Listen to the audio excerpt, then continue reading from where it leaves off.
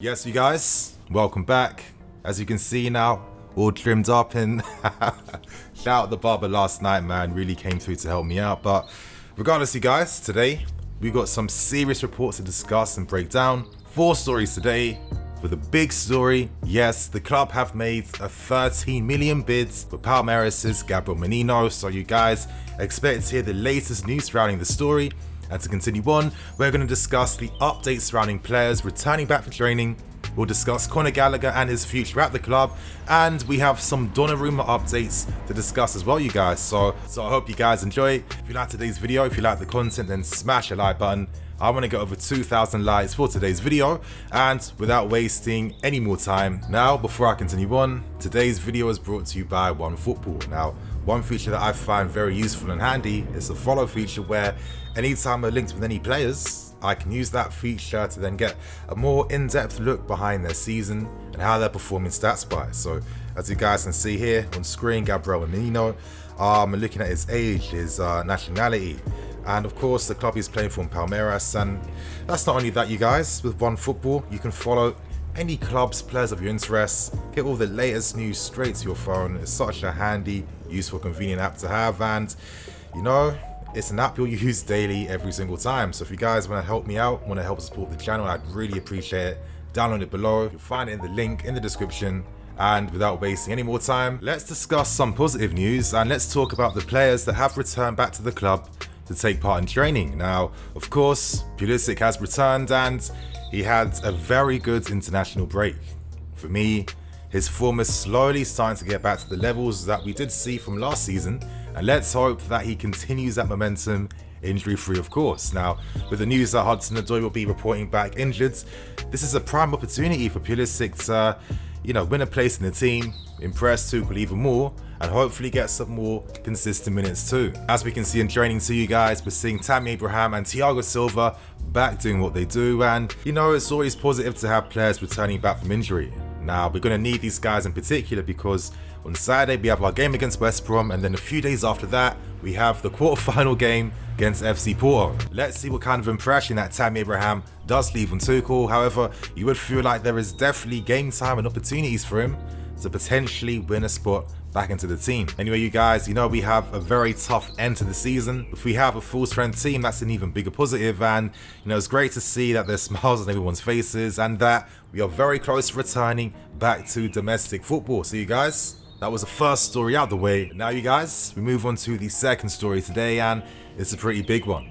A report came out very early today from Brazil, from Brazilian publication TNT Sport, and they state that we have made an opening initial bid of 13 million Palmeiras' Gabriel Menino. So, this is big news, you guys. I discussed Gabriel a few days ago in my last News Daily video, so you'll find a link to that video in the card above. Make sure you guys watch that if you want to get a deeper understanding behind the type of profile of player Gabriel is. But to continue on with the reports, it makes so much sense why an opening bid would be made. Gabriel is a very popular player, a player in very high demand right now, and we have competition alongside Spurs, alongside Juventus, and of course Atletico Madrid as well. So considering the nature and profile of Gabriel, of course, it follows our new motto, our new club strategy of being assertive, taking action first. And for me, considering this initial price, considering that Palmeiras have to sell for under 20 million euros, regardless of the fact that Gabriel has a 60 million release clause, for me, this feels like a typical Chelsea signing if this does get completed, of course. We've had a history of signing players that don't have necessarily that rep behind their names, with very modest and relative fees, and they end up having amazing careers with us. And I look at Gabriel, I look at his profile and structure, and he feels like the perfect type of signing on paper. Of course, what really elevates him is his versatile nature. He really is the definition of an all-round player, and he plays equally in midfield as he does down the right-hand side as a right back, right mid, or right winger as well. Now, the player himself has stated that he looked to model this game of Yaya Toure. Maybe that's due to the fact that when Gabriel first started his career, when he was making his name at the youth levels, he started as a centre-back before working his way up the field as time went on. And considering that his all-round game involves being excellent at taking set pieces, a great cross with the ball as well. He can receive on the half turn, he can receive in the half spaces. He's got very intelligent defensive positioning too. He's a very forward, progressive, attacking style of player that looks to always take the front foot. Of course, he's tenacious, strong on that tackle, involved in many duels throughout a game, and he happens to have a rocket of a long shot, you guys. You know, for me, I'm very excited by this. The reality is that for this summer as well, of course, we know we're in the market to sign like a big name forward, but at the same time, players will be leaving the squad for this season, and I guess it's only natural that we're in the market to look towards versatile types of players that can fulfill a multitude of positions. And you might be thinking, Nini, how's this guy able to play as a fullback and in midfield as well? And the reality is, in the modern day game, we're seeing how important it is to have technically accomplished fullbacks in your team. We've seen so many wingers revert back to that position. We've seen so many attacking mids and midfield players push to that position too. So it's no surprise why Gabriel can also fulfill a role like this, considering that he has many great attributes that could complement that side. Unsurprisingly, he's played as a right back for Brazil, and you can imagine that he has the potential to possibly be a mainstay in that Brazilian national team. So for me, you guys, I think definitely on paper, he is very exciting. You know, I've heard some good things about him too for some people that I know that watch the Brazilian league. I mean, of course, you know, let me keep it real. It's not like I'm out here watching the Brazilian league at 3 AM in the morning. I'm not here to lie about that, but I do my careful research, due diligence. I read a lot, I watch a lot, and you know, I hear from people that know exactly what they're talking about. So Gabriel is one of the next ones to blow. He could add to giving us a more competitive squad for next season, a more well-suited, tailor-made squad for Tuchel, and you know, this summer window continues to get more exciting and more exciting. When there's more updates behind the story, of course you guys know where to hear it first on Blue Lines TV. And now we move on to the final two reports, starting with the latest updates surrounding Donnarumma. Now I'm sure you guys know this already, but Donnarumma and AC Milan have not been able to come to an agreement in regards to a new contract. There happens to be a pretty big difference in valuation. Milan recently have been reports of offered Donnarumma 7 million plus 1 million up front, which is still 5 million less than what both Raiola and Donnarumma are hoping to get.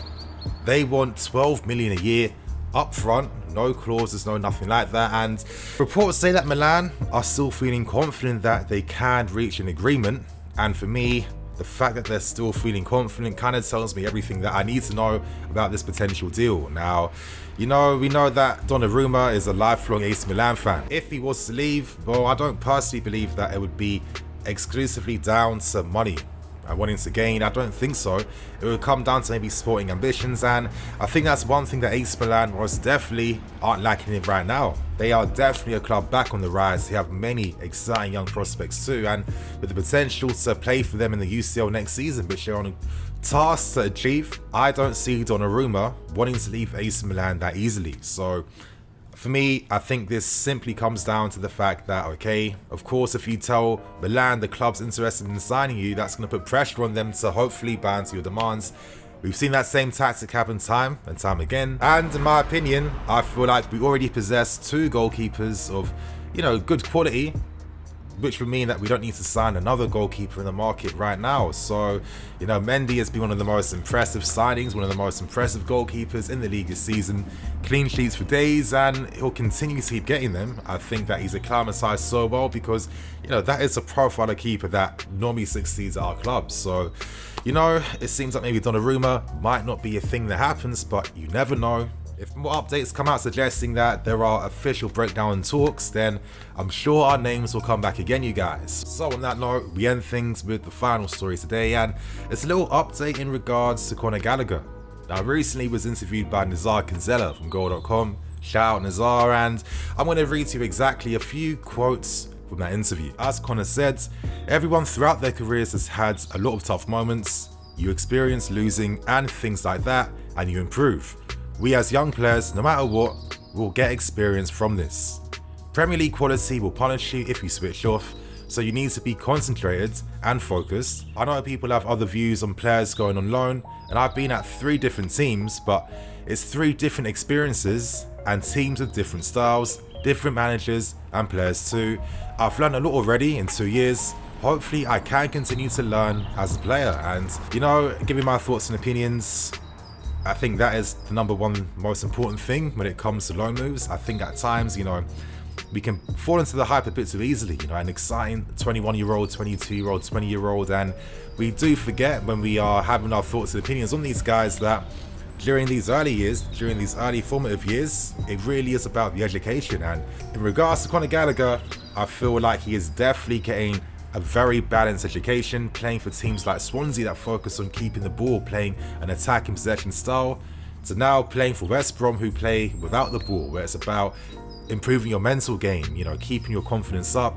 As Conor was saying, you learn a lot from losing games, and this is an experience he can take forward with him throughout his career, hopefully making it with us. So as the interview did continue on, it was mentioned that Conor Gallagher is at the forefront of a possible return to the team for next season out of all the loan players right now, which is credit to how Conor has been developing. And when you break down his game, you see how he plays, most definitely this guy, for me, I feel, could have a future as part of our squad throughout the many years.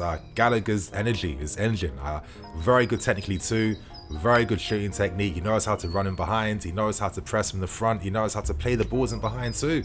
Very good at passing it, and we're not really seeing all that technical ability as much playing for West Brom, but if he gets a better loan move, because for me, I still feel like at his age, the last thing he needs to do is come back to us, fight for a place in the team, which would be very hard considering what the goal is, what the target is for next season, and be in a possible situation that Andrew and Gilmore are in, where they've got the talent, the manager clearly rates them, but there's no openings in the team to give them game time. So, Conor, if he can remain in the Premier League, talks like Crystal Palace would be excited to sign him on loan. However, how often do our players do well at Crystal Palace with how they play?